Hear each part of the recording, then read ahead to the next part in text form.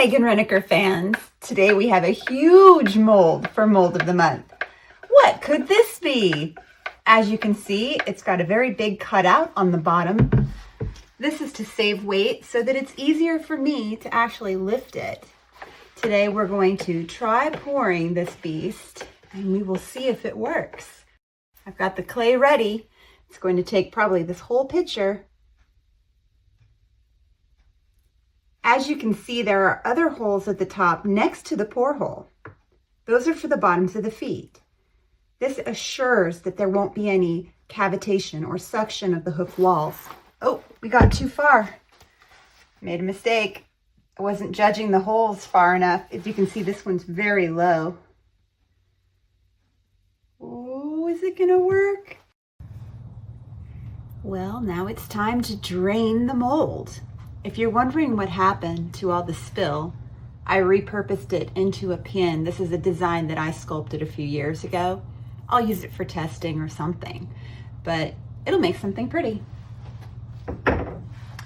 First thing I gotta do, I gotta plug all of the foot holes. If I don't, it won't drain evenly and it could cause a problem later. So I'll take some wet earthenware clay, just your ordinary stuff you can get at the supply. I'm going to very securely plug each of these holes.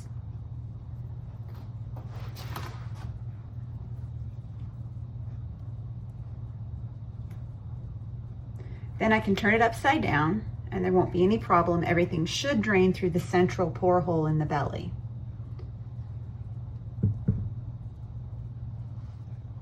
And as this is the first time I've poured this mold, it's brand new. I'm really happy that there weren't any leaks through any of the seams anywhere. This is kind of an experimental project. All right, let's see if I've got the strength here to do this. Oof, tricky.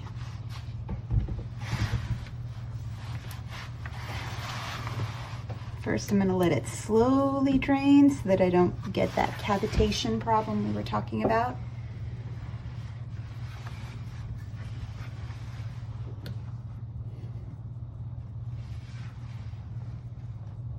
I really want the head up here to drain, so we're going to do that first.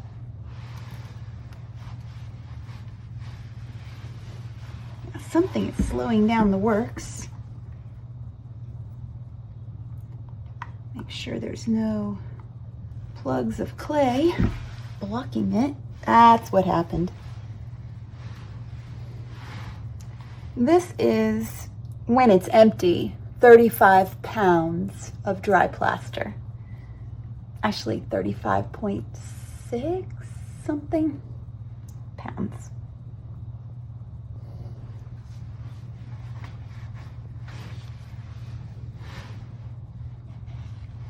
So I got to get creative with leverage.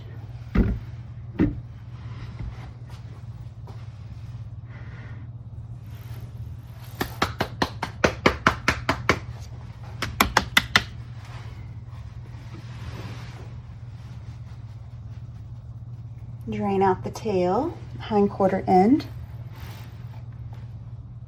I can hear it burbling inside. You don't want too much noise inside because that can also lead to cavitation.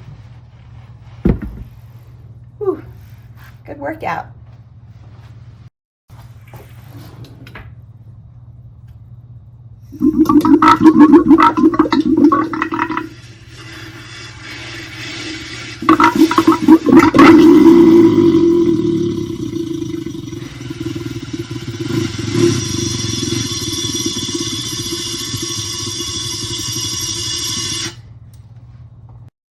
I'll check back in with you later this evening when this thing has finally congealed and will be ready for demolding.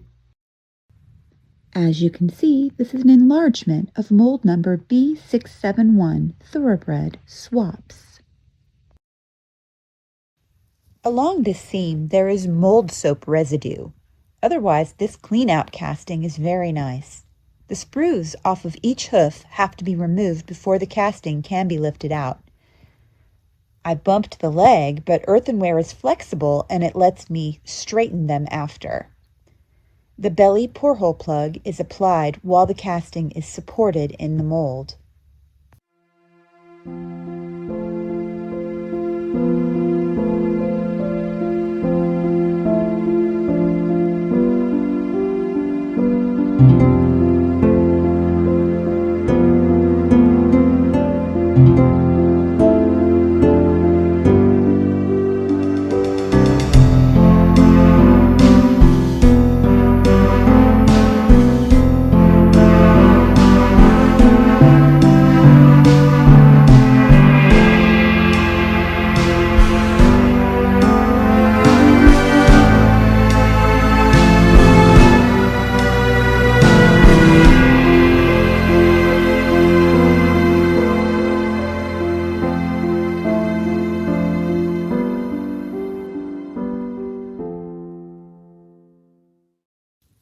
After smoothing the porthole plug, I use a little compressed air to loosen the casting.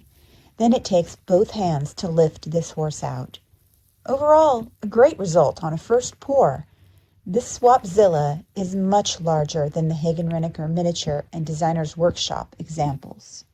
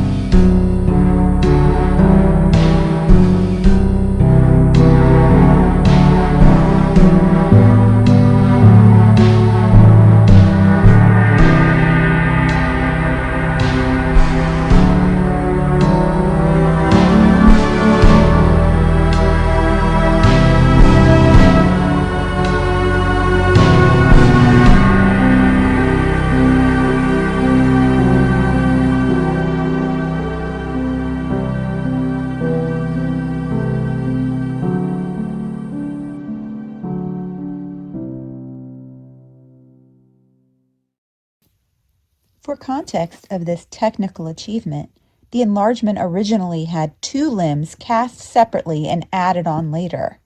The Hagen-Renaker Tennessee Swapzilla is produced in one continuous casting, which makes it more resilient and resistant to dunting. Our Swapzilla will now rest on the shelf and dry out next to this casting of the Hagen-Renaker Modern Horse, another very large Designer's Workshop edition. See you next month for Mold of the Month.